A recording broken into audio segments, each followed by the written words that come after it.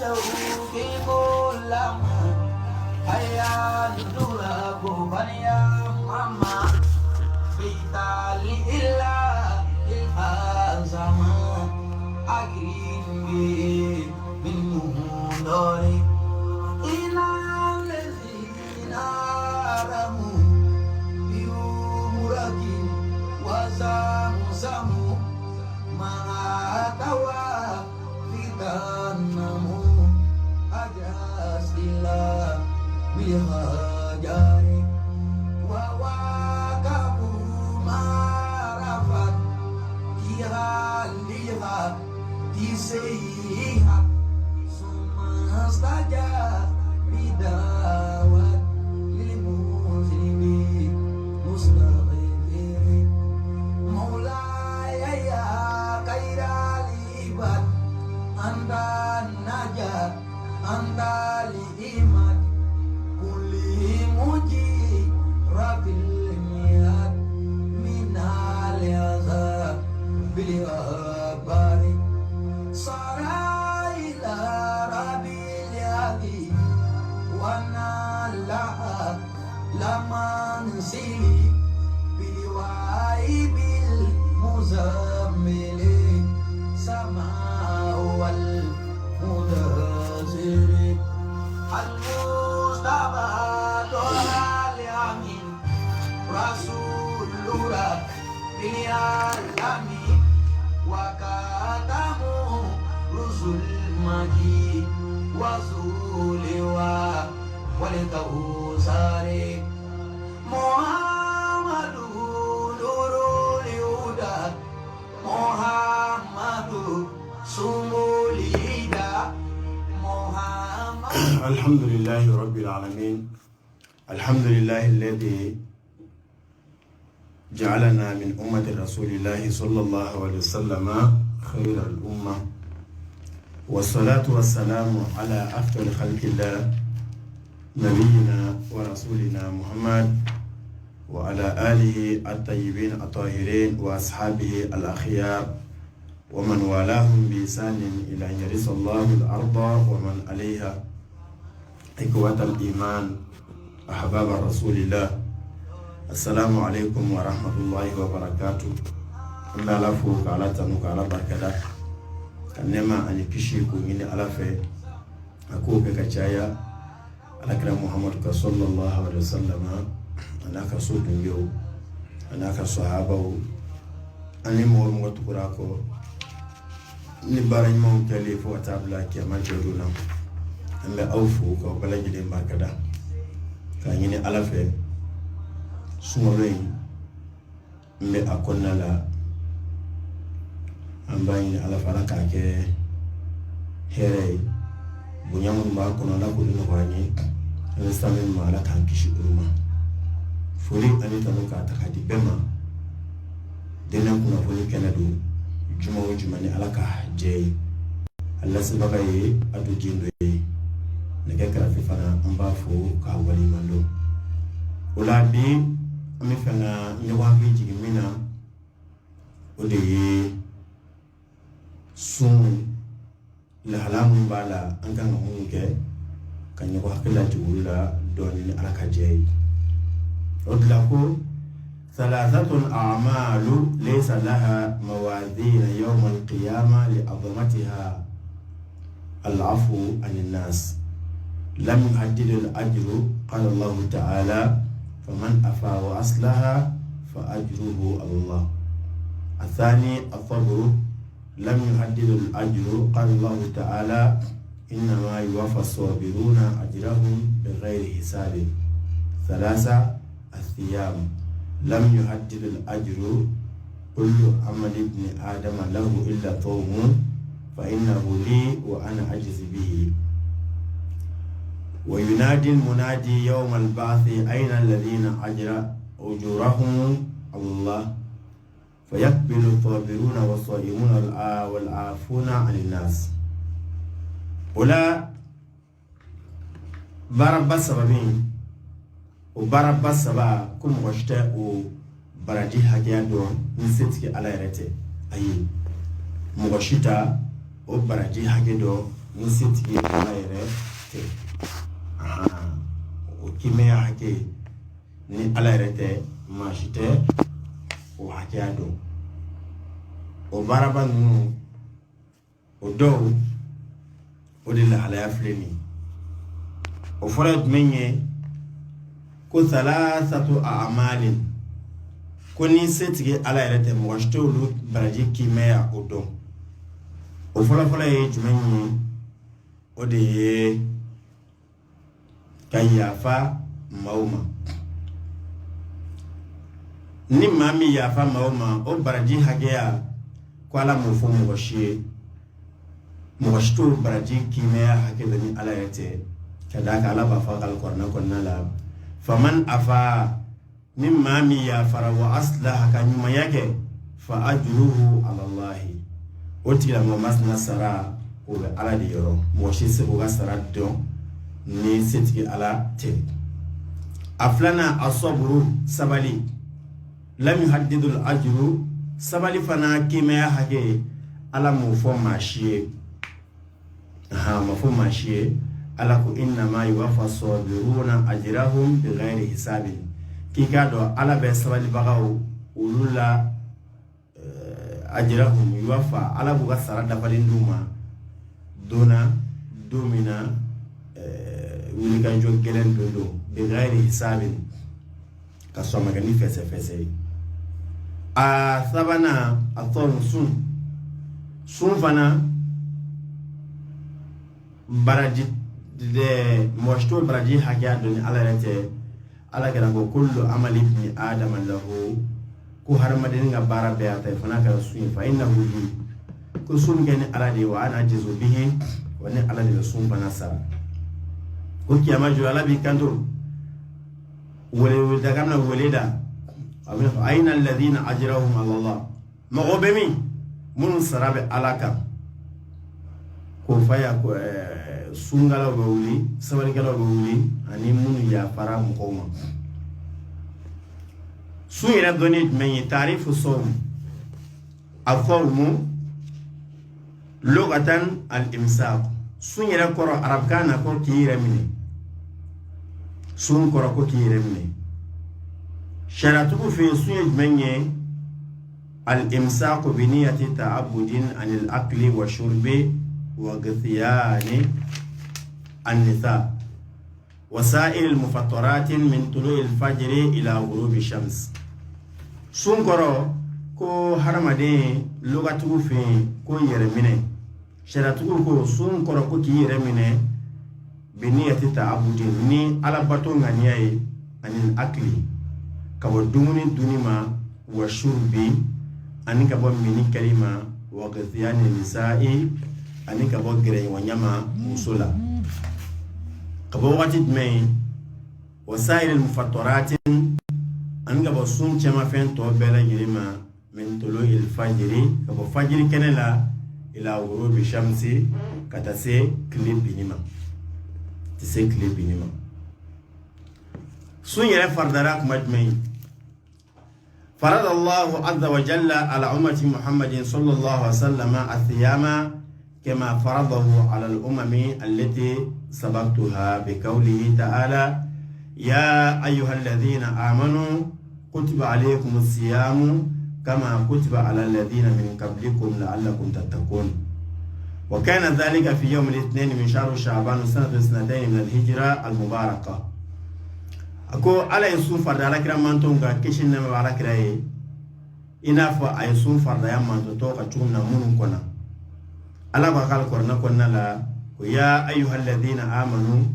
ala ko am gomnu ko andanno ale ala la andanno saka kunna andanno ala ko dora bina mini bitikirinye ala tan ina keta fota nganya tabela gilena ako tuya ko kutiba alaykum siyam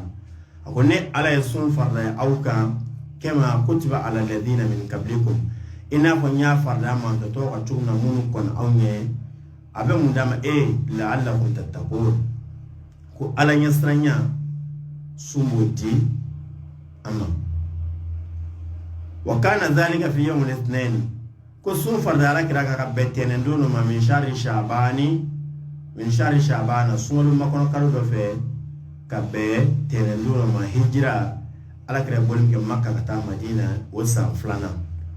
sun fardara kabe umma yashhadu li fadli sawmu wa yuqarriruhu al ahadith al taliya sunna fa hadisa chaman nala udaid menye qawluhu sallallahu alaihi wasallam ala kira athiyamu junnatun min an-nari ka junnati ahadikum min al-qital ako sunye kotre de kabo tasmama iba fa abdalla kelime kotre balamine awni jugu ni yote kele keneka ni do kan ko kontrugo mi ni bo balamine ni jugu ni yote kele keneka ko sunye odi ala kira ko man somu yawman fi sabilillah ni ma me kire kele so ala ka salaka zahazallahu waja'ani an-nari ala boti la mamas na nyana yorama jago tasma bi dhalika al-yawm no klen sunni bi 70 kharifan ni sambiulum flay sambiulum fla ala bi yorama jago tasma ma no klen sunni wa qawlihi sallallahu alaihi wasallam hal bi ala kira ko rafo ko so ala kira ko inna lis-sa'imi inda fitrihi da'watan la turaddu ala kira ko anga do sumbato wolil kambe ay mintebi sumbato welel kame ay mintabi ako inna fil jannati baban welel kay joy do sumbato ka do be mine ni sumina tige hamim bila magum bila kena ko do bara ko do furu ko do den ko do kalan ko do papier ko do voyage ko do ni bela jeera ala de atike wa ala de kelam saka haklan ko sumbato ka do ka tibi inna fil jannati baban ko bono be aldine ko nala yuqalu lahu ar-rayanu ko ba fo boyma ko rayanu yadkhulu minhu as-sa'imuna yawm al-qiyamah qal kama jodo ala ba sungala wulito o boy ko nala la yadkhulu minhu ahadun ghayruhu ala tamma wala do minti oliye yuqalu ayna as-sa'imun ko bu kado ko sungala be mi fayaqumuna sungala be wuli لا يدخل منه أحد غيرهم مغورتي دو عندنا كنوني أولوده فإذا دخلوا كنودنا أغلق وبعدته فلم يدخل منه أحد ما كل ورشتي دون فرا أولوك على بسوي أتته فوائد للصوم سنفا من فوائد الروحية من فوائد الروحية والشمائية والسيهية سنة فبلبل سببالا فوائد الروحية نيجا نفع السنة نيرا بنفع السنة الشمائية سوسة بنفع السنة السيهية وكان يفنى بسرو سن كليلا أما بيتا كليلا من فوائد الروحية لصوم أنه يعود الصبر ويكوي عليه ويعلم الضبط النفس ويساعد عليه ويوجد في نفس ملكة التقوى ويلبيها وبخاصة التقوى هي التي هي الإيلة البارزة من صوم في قوله تعالى كتب عليكم الصيام كما كتب على الذين من قبلكم لعلكم تتقون البقرة آية 183 ولا كاننا سون نيكم من نفامي رسولا أبى سبالي دي هذا مديما كم بيلا من هو بيلا جيبي بلو نياتين ووايلا كافو هل إيه على كتاي إبصر على كتاي كاتين أبى على يسرى فندي جوما دمني بيبلو جيبي بلو إكلمي سوغنو إكلمي سجامي mogo nyeti la ibisa ga sunya kata quartier warala du warala kata ikono fa jilay mogo nyeti la ibisa du nyega ngono kata jimi ma nyeti la nga ibatu njun kama ala mogo nyeti la men senti ala nyebila ibatu o kama wasuma atila mamasna balifana ka bo halakilla kuma odla ala ko ne ala sun farda yauka iba fa nya farda man to ka munu ko na awnye sumi mu bi amma kullu allakum tattakuna ko ame ala nyesranya soro ne sunni ومن فوائد الصحية للصيام نفهم سنة كان أنه من فوائد الاجتماعية صوتك نفهم أنه يعود الأمة عن النظام والاتحاد وحب والعدل والمساومة ويكون في المؤمنين عاطفة الرحمة وخلق الإحسان كما يصنون المجتمع من شرور أو المفاسد. سوم إسلامي بيني كليا الوحدانية والتعاون إسلامي كليا سوم وسبتي نترى جيا دولا بإسلام دولا أبيب كسون كلين كنو أبنامون كلمة ماو أبنامون ساميا ماو أبنامون فنن ماو أبدي بسون جيادو أمسك أفوني وما سومالو دونا كلي فلا جيا جمانا نيوان جيا كذا كلو كلا لا هلاك مغو كلو كجو تكيرين nga abega sunyi ni wati kelene sungalo bebe sun kalo kono abla fo hinji bebe hinji ge kalo kele ngona wo bebe ta ke ron kele wo bebe fini kele no jew sun wala woni wona de am bebe ga sun islame bebe ga sun ni wati ngonna la islame bela gine fana be ga sun ni wati ngonna la waira ka fo sun wati badu islame ka beni kele abo ira hinen nyona mimbe abo fana sabati jolibe abe hine abalma fantauna sinyo fantaun balma fantaun tiri fantaun asego emi balola warla sugorola finina abata kaduma sungolo kono athama min fawaidu sihiyatu lisiyam sun kene anafat bemala wa yunadhifu albadn ka barmadi aka abdalatu ulu jaya ulu sania ويخفف من وتآت أسمني كم ما فرلا سمولو بوالا كما ما بنيا ما بي أبي بوي أبدا جمنا ورلا كارتا دوبا فرقلو كينا نيبا سوم هذا ما دين بربي كي غلان كيني ولا لا كده كو سوم تسيبو أكو أي سوم أو كينيا نيانا بنا جامله بنا نيا كمي بيكون تندورو بدون نكتاي ولا لا كده aye maramal kibiti akelenga furu ku docteur dala kiraga koni ala kira banana ko ala kira furake ala kira ko ay ko nanu ko naso la na fara tanaju aganye mayuta duniya fo anga ko ka mine wani ko ya mine fana ko anti dansa ko dumuna ala kira koti anta duniya fo ko ka mine wani ko ya mine ko anti dansa ko dumuna ay la bedoni berebe o sungalo dun konna har mane be wati kundala jangeti dumunige ni sungalo tebe dragatu doni dun rabne bodu doni dun rabne bodu konna mina unti lafiya furti lafiya dun yereti yelema o meni suridu fo wula fe fo suntige yayi o lafiya ka bo har made ma ko sebe o la chamami joro chamami hami ko sungalo wasemba mis ne ba sundu juma ke chugudi sungalo be dundoron ale rabe kenya soro kena mi o kuntale la kokoro aba besunga ban kada ka sun o kenya srade ambayini ala fe ya rabbi kenya be ala bulu ala ka kenya da ambere jirima banabato ala ka nu lafiya ola ambe mi fo ala esege emi e haklito ala ala isege imam ye e haklito la halawla odela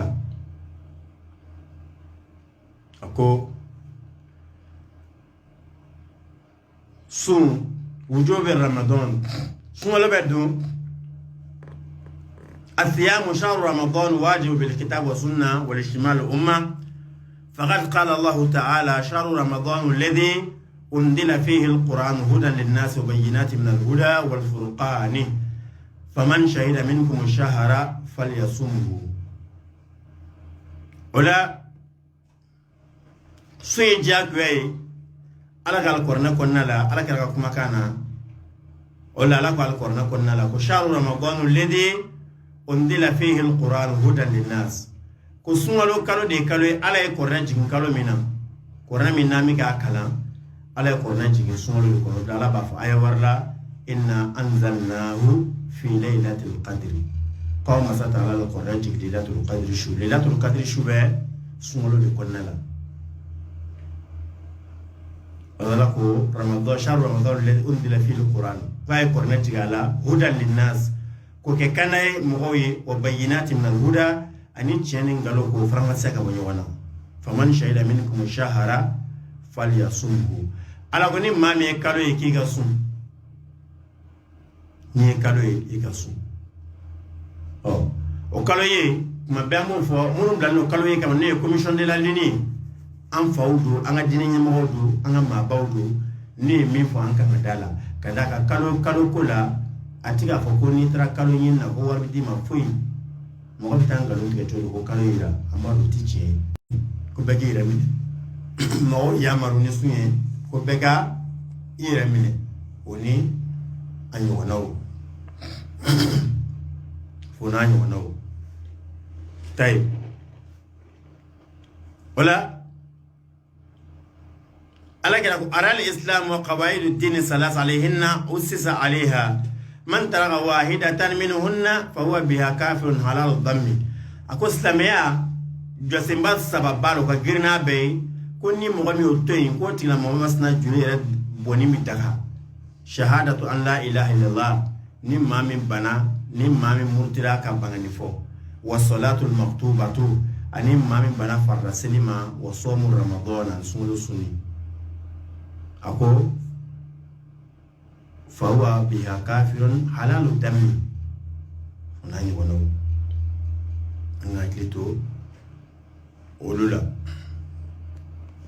أنا كليتو ولا حلالا فضل رمضان سنولا رنفا للرمضان فضائل عظيمة ومزايا عديدة لم تكن لغيره من الشهور والأحاديث التالية تثبت ذلك وتوقظه قوله صلى الله عليه وسلم الصلوات الخمس والجمعة ورمضان إلى رمضان مغفرات لما بينهن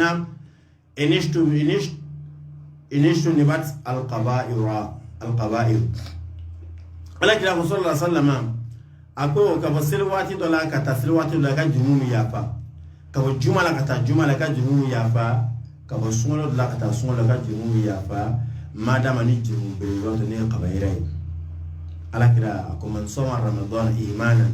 wa ihtisaban ghufira lahu ma ta'ala min dhanbi ako ni mami sungolo sum imanan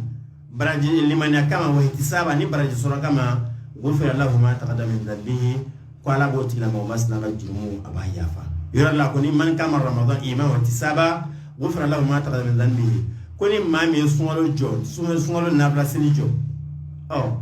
إتيكا نابلا سيلي جو ده نيسون تيكا درا إبا فودي كو سيداي نانو alman menega tila la vitesi ebole rani mma kari baw salam alaikum ri baw katema katati jagotanu la ka bege ka ba milti duru milti wolo la milti tangono te ko aw hal maminga joga sumo ko yorani nake teren dawlo le alon kura do be watelle o du taje o bebta faroka o bebta selike ni kalo barka man bay ni promo kalo bay ngono ni her kalo bay ngono kata selike green ka ikmania baraji bela almamin do aysa ala nyede nko ga jamma wi ngasoro soro nga jama soro o tede kata seli betu yona buru ka bla ku ye jawtanu la seli nafla aka seli kanye kana ke wuru baw batade ala tini ngade eta do ni seli tumanina madafa na a aitidaru madafa abnan seli cheni ka seli ki joki clean ka sabati ngoy seli farra doy ni farra man yabnan seli cheni hoy awun me mo la seli aisra alanye aka seli ke ka berebe sumolo kon wala munu mi seli fitri erla fitri do be jigi milti tandro safut la wele milti muga ko anga safu seli e be sela muga gatun ala kamwa na bla seli jago ko nitake atun jakatika nitake isimbala fardade majake okay nitake isimbala kana mo ko batuchi amadabo prince kama amadabo tila kama aberebe eka a jowda fa ka jowda fa de chierela anga silora chame sungolo kono halika na tasilala do bisiri ermasi do raka tele o tele ada itara do bisiri chuchu adam ne nuka kla ashiti koranshi wo funa kare jone demsen ni muso wo funa ta ka yimba tiu ko jana kalma min ba ka sirga tele ka se silla ko chu wo ko korona kalma min ba ka sirga tele ko chu wo ta ka chu ile la kanya adam لا ورأيت رجلا من أمتي يلعث عطشا كلما ورد حوضا منع منه فجاءه صيام رمضان فسقاه ورواه أنا قال كواي دويا كم من دون أبينا كامين حوض لك أنا جيمي أنا هو نبغى نسقي كم يكون سمولو نني كوي سرادا ما غير لك تامي أنا قال إذا كان أول ليلة من رمضان صفدت الشياطين ومرضات الجان وغلقت أبواب النار فلم يفتح منه باب وفتحت أبواب الجنة فلم يغلق منها باب ونادى مناد يا باقي الخير أقبل ويا باقي الشر أقصر ولله اتقاء من النار وذلك كل ليلة على كده نسمع الشفرة دونا صفدت الشياطين ko ala be jine shitana o bela jine sen friki jine shitana ko ala bu bela jine sen friki ka jino godo ala ka do garana ka blay wa mardatul jan an jine kangaram banunu wa khuliqat abwabun nar ala be janama buna bela jine da sogo falan yufta minha babun ala ta su kirin da laula wa futiyat abwabul janna ala be alne buna bela jirinda wala nyu la ko min hababul buna kilenti ala ko ala bo oda ye odatu alnena ababuna shin be daire wanadi almunadi wulida kabe wulida ke ya baki alkhairi hayra baraka baga aqbil inyashi hayra baraka kede wa ya baki ya sharri toro baraka baga aqsir iyurma jago toro baraka lare walillahi itiqa'un minan nari على بمغبة هرجع كهرة وتسمع وذلك كل ليلة كوبي سون شو بلا جيلين كن ولا حديثنا بدون على كلا كلا كمين بروكا على كلا آمين آمين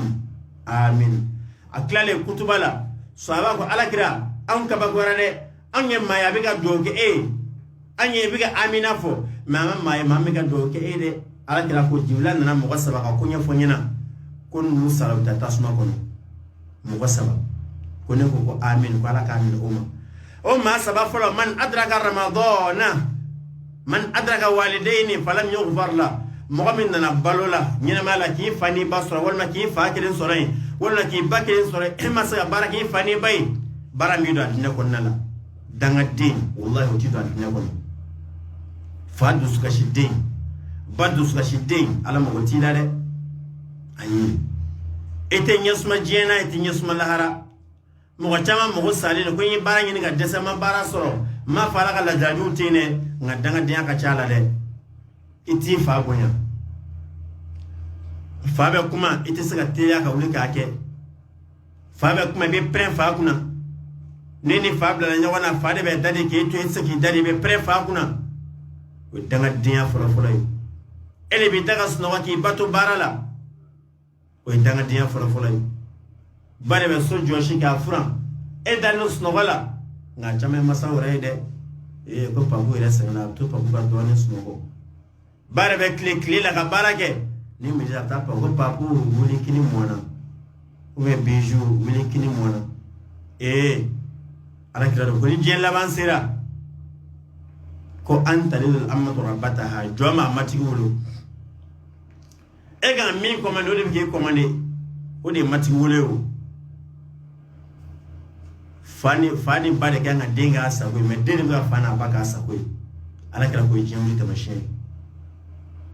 danga diya mayne ni ma da hudanga denu kana ko hali tiriga kai kana tu je ngwa kai danga diya may ala kan kisham wala ala kan bekish aflana ko ne muhammad to bi fa mami rasul sallallahu alaihi wasallam asabana ko smol naka ba mami nyela ala mi juru yafa dongo do ma ba biolon fla mini tasma ko don ka ko ala bolu juru yafa ne smol dona ko ala bitlaka on yona ba biolon la shora ba biolon la ka hora o tasma mo wala smol kalo bay la horma kalo do bato kalo do anganjija ni promo ba ans la mo bolo sumola nga promo wati ka ala bato chaman ke kana so ala bato chaman ne yo wati amita nage kara fe fanve aka bolo ilema swani amitla ka singa na ni ala ka jey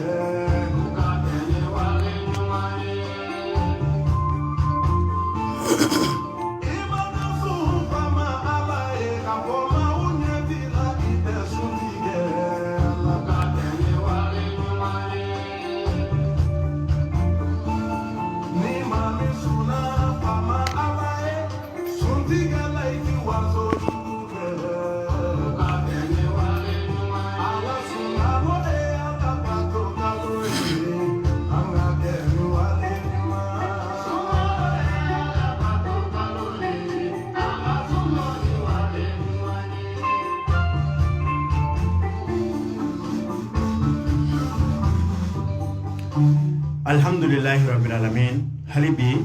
ambe aw belangilin fu kaw belangilin barkada aw mawsogo anga dine kuna kulu kenela jumadu fe ambo befu kaw belangilin barkada ni alaka je wala halibi nage karafi ambe ka dofo mina ode sunyi halibi sungalo hukum konna ambe odila wala sungalo kalu bado la harma kalu do fusama ja kalu do ala kirako sallallahu alaihi wasallam ako sungalo klitan sawado klitan fola o ala ka hinay ala ba ka hinay brefini abu biri anna ambe o mina bin ala ka je bi sungalo ale juma folo bi o ya juma folo timeto no ala ko no gani ula ala ba ka hinay brefini biri mantona o kofe kletan flana ala bi ya fa ka joma a kletan sabana afo al itqu min an-nar ala be jon kan horanya ka bo tasmama bara do be akay wati be nga sungalo de kono bara dama do be bara du o kan sungalo kono katme jien wati bega awo bara du be o bara du kadi ala sungalo de kono katme wati bega o bara fala menye as-sadaqatu hiya إذ قال الرسول صلى الله عليه وسلم أفضل صدقة في رمضان وقول صلى الله عليه وسلم من فطر صائما فله أجره من غير أن ينقص من أجر الصائم شيء وقال من فطر صائما على طعام أو شراب من حلال صلت عليه الملائكة في الساعات شهر رمضان وصلى عليه جبريل ليلة القدر وكان صلى الله عليه وسلم أجود الناس بالخير وكان أجود ما يكون في رمضان حين يلقاه جبريل بارا من كنين سمولو كنا بارا بكا أودي سرقتي بولي على كراكو أفضل صدقة في رمضان كو سرقة ولا مير سرقة ولا نيوما أودي سرقة من بو سمولو كنا أكو من فترة صائما kuni mami sumba toro suntige falahu ajruhu ko tigila mo masna sara obiye min ghairi an yanqusa min ajri sawi shawun ka soro sumba to ala mafoy na kashiga mo utala nene kara sawi ka suntiga di ema suntiga ala barajini so ala bo no na fana farale taka ka so mafoy na kashiga itala ma kele yo suntiga odo ma fla yo sunti ko gudu ma saba yo sunti ko gudu ma tan yo sunti ko gudu ma kema yo sunti ko odedu yayi yulu febe sunti ke abitinto ala kila to man fatra sa'iman koni ma me sumba to sunti ala ta'amin dumun aw sharabi wal majila min halalin aga ke halalai sallat alayhi al malaikatu كم لك بدو قلت لما وصلنا في ساعات شهر رمضان سملو كلو كنا وصلى عليه جبريل ليلة القدر قل سيدنا جبريل بدو قلت لما وصلنا ليلة القدر شو ملكو بدو كي من ليلة القدر شو دونا سيدنا جبريل عليه بدو كي إبارة فولاي أني ما يين anga commerçant afna ka nyuma ya gele ne sungalo sera ka mina on beta gelea ni do la suru no fen sega san tulu sugaro nono jege sugo no bela gelme gelea kle ne tama fra doga mo mi fra doga bina ne fra doga bedu fra doga mo ke me fra doga kasto ga jige ka bla ka gela ke o harami ya fo commerçant chamba ka chumina no sigala ko wati me kana ko femi marché o ba stocké ka bla magasin mo sala bo mo ko bina nyini o ba fo ka baneno a nyini ka desi ma so ka banu nan na san no ya la bo san o so ka gela san ko ta gela la o inja faile ni ya so gela la ba fi gela ti bashi mega tan no gala ka a la so ka bla ki banga labo gela kele so ka gela ka labo inshallah lo ti bele ayi dala da tibe onani onao anga klito lula anga klito lula ni bado nyuma nyami kan ni efenta hali mani mogola sa me ikma di mina adola lika doni bwana anyi maya wallahi akasumalo luwanze wari ati dorama me mako kile shibulu abija peko sumalo kalo kile kam no tiki aka sumalo kalo kele mo ba ka dugo na luwanzela du ba de du samblan du ma ki jama ba bela ma te drome kele me mashila kalo la ka bereta je million abe miso luwanze warla me kalo sumalo kalo kele ato drome me mashila ayi atamini sumalo kalo era bunya kama ola anga haklitu ala sumalo ko anga haklitu ala كراكو من ستر مسلما ستره الله في الدنيا والآخرة كن مامي إسلام ستر على بي ستر جاء لهرا من نفذ قربة من قرب الدنيا nafasa Allah an qurabi yawm al-qiyamah koni mami de gun ga be balmas la ka kala be jien de gun la de gun ga wi kam ha ni de gun ga be balmas la e kele sunti ga kalte dur woro sheje nembe friti be jinmiri be kangal babbe moni be namasa be ni betto ne me kelen koro kono bara kelen msagan beduma don minata bela katla kata tobe kum sogama kata toga poubelle kono esi nyawa ke bifle ka so ke ve voisin ali mahali moni sugoro soro ka moni na ale dankera moni kirene hala sugoro ama soro suntige kalte nani duru woro labe kele mino bedum kenu siga bedum ni ta hali ka sugoro ka moni na mase esi nyawando wala balmado sira ala nyane jamje esi nyawani balmawla ne ma fo dum duni haramide bashi fete dum banduna me eski nyoron i jantula de i balmaw i jantula e be kan bedum mami e miridi ko dobe hali sunti amaso dobe yala de akasega ta soro katu na mata nyene misri dala jama bi ron ta nyene pu ya kasega do soro katu ala isege i jijade akasunti ke sugaro walma wari malo ese mi odi fantama kalo bunya kama sumalo kalo hine kalo de makari wana kalo do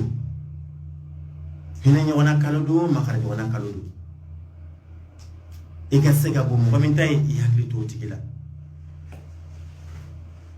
anga krito nywana sugorula nonona emi commerçant kana gela kede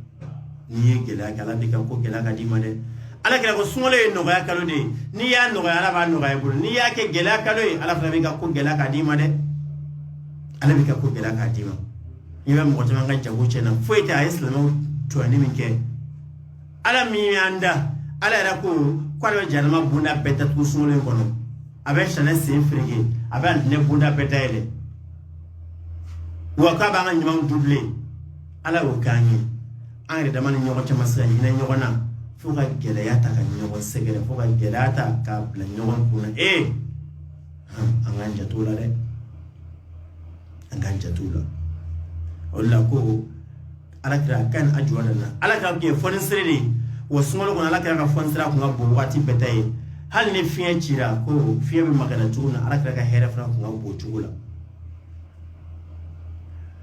o bara fole anga minka nyunya bara flana qiyamul layli shunna fla joli man kama ramadan imanan wa ihtisaba ghufra lahu ma taqaddama min dhanbi ala ga goni mame solo nafla sirijo limaniya ni kama ni baraje soro kama ko arabi ka jumu alaba yafa oh emita anya fatu mina ka yala katan mun fite sura yi sungole mu ya kalodi ala kira kana sallallahu alaihi wasallam yo layali ramadana ko ala kira kuma sungalo akalo belajile ala kira sallallahu alaihi wasallam akma kalo belajile ngina maya akma belajile ngina maya akma kalu belajire ngina maya isay kaza ahlahu akma ka sumogo kunu wa kullu sagirin wa kabirin akma bana fitne yatiqu salata ko beki ni silima yayi alakira akmuke ka sogolo mogo akmu lakunu ko beki ni silima o metarawi selige awe minga ni chama mi da ko fe fo ka tasra to e jago fla jago nani kuma iti planga la koy chamo ke koy o to so no fo ni chama ngara kuma tasro jago fla saba abo seldoro saka ba mi apege ni utike kilengo yi atsa ile kile aw ba ke kalo kilo mi dese mala kra kuma ga san kalo tan fla na fla sirin ko ni ala kra tan mu tat kile ni ala kra mi jo ala kra siga multi binan ga jogo kile na fa se me funu se me pre amba shaku ala kira kebe ngamuna ala ya farima ala kira ko afala kuna abdan shakura kule tige joye wa jomba ma barka dawa aw ma ke milti tanduru milti mo moyan jali mai aminte so fanana surtout sunte kalti nani du wara duni ni e ko na ko be fono de salam shingi mnete esilem shinga yuba isigilem ya kutubata te isigile se afwe kire isigilem to te sembe ba isigile tna se wuli etna se afwe kire aberebe ni aberebe ibe sunti ke kanye herela ibtiga nafasi ni herela udela surtout amen wati mina kashinga sunti ke droka ke jisma mi o be ko lo haramadini ala kala mi fanga sunti ke ti fem kene wala tamaru anga sunti ke ula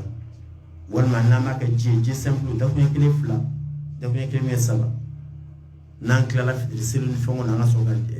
fenenge me ga shinga sunti ka duni ba duni o mai kura bara irema kada ka kura bara sengena klem ku me ga shinga jisma bami o mai onani wonawo anga kritola ala kila kuma ka dema ya be kunu demseni ma kora ma be kunu sungolo konnala ma be kunu bara sabana min kadi ala yasungolo konni bara be tilawatul qur'anul karim إذ كان صلى الله عليه وسلم يكثر من تلاوة القرآن الكريم في رمضان وكان جبريل عليه الصلاة والسلام يدرسه القرآن في رمضان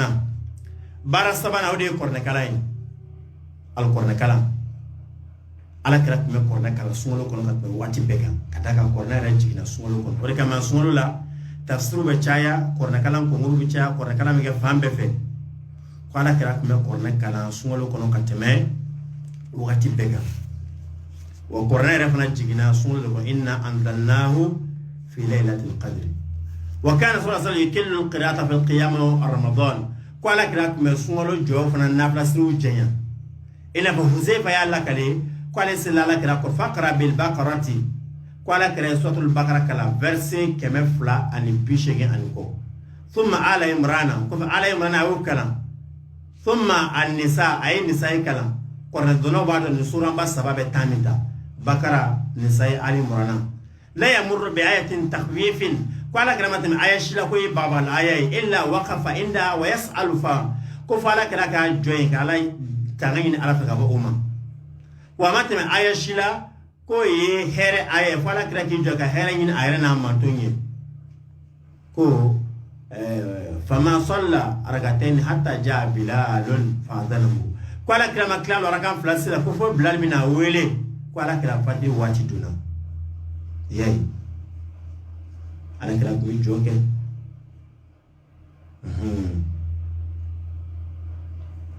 la ala kila ko athiyam wal qiyam yashfa'an al abd yawm al qiyamah yaqulu sawm rabbi manatuhu ta'am wa sharab bin nahar wa yaqulu al quran manatuhu an-nawm bil layl wa shafa'ana fi bi ala kila ko suni nabla selbi astunani do haramadin ko sumba fo ya ko suma fo ala kasa janga tana dinna kono ala e dumun to ne kama jitu ne kama janga tana dinna kono ko rama fa ala janga tana dinna kono ashira ina ne kama ajanga sura ndo ayi ajanga sura ndo ayi bara min kan ne sura kono nanna o itiqafu ala kira ko may yirma itiqafu kono misri kono e sumolo litan laba kabri sumolo litan kono tabe do misri kono ati botuguni ala batu fo seri so ala so ko kata kaso daga al masjid baytu kullu taqiyyin ko misri ala insan jom be kasoyi ananina o imray ala kira ko nimami dunna sage ko nimami imrake sumolo kono kabla fo umratun fi ramadani ta'dilu hajjati mai kabla fo mo mi hiji gale akan no fe ako imura keni bi ala malenga jimu yafa ala kira wani mo shibi ko ka doga ma fa ala batuka ala kira bin fatu samu sa met le tangi tiga fula ma fatu samna ay kile mo ngara kabla sumolo kile kono to aduna akwe ko na kana samu sa shekele me samna bin fatu ayaji fo shefla baraka fo mo gon libiga sunya wati dola o wati fana ala batuka na chaya wati fana ala batuka na chaya odila ni tu suwalo ni do nala sona wala na ma ba ngani ala yedona na tayira na insha Allah ambe wala la amba tawlasi ayin chama fo solo tunangola ni mi mammi famo be ni ngal bi mammi bolo ebsa anwele 66 04 78 82 o yanga ni Israël 66 04 78 82 biworo an woro fu ani nani biworo fla ani shege bi shege ani fla o yanga ni Israël ni amayoro mi famo wala ni mawulu amme min foga fara kangania chama ko sunjala am sunjala ke mi o sunjala inde ni ma sunne ngani asiri o de sunjala bari titola mani sunna ngani asiri ki da halli ma dumuni ga tubte mi bashti ga sunna dumuni balati sunjala inde shiore amanda dola ami befu kabala jile barkada moga moga tunu kan lame mali kono mali koka je fa ami befu kabala jile barkada Allah sebagai adu jiluye amen nege karafere fu ka nyini ala fe ko ala ka sigida wani yana ka befu kanu to timetu mu ala ka ti amma hamna ko duna bangala ka no ya ma fa rabbana atina fid dunya hasanatan wa fil akhirati hasanatan wa qina adhaban nar wa sallallahu ala muhammadin wa ala alihi wa sahbihi wa sallama taslima subhana rabbika rabbil izzati amma yasifun salamun ala mursalin walhamdulillahi rabbil alamin baramina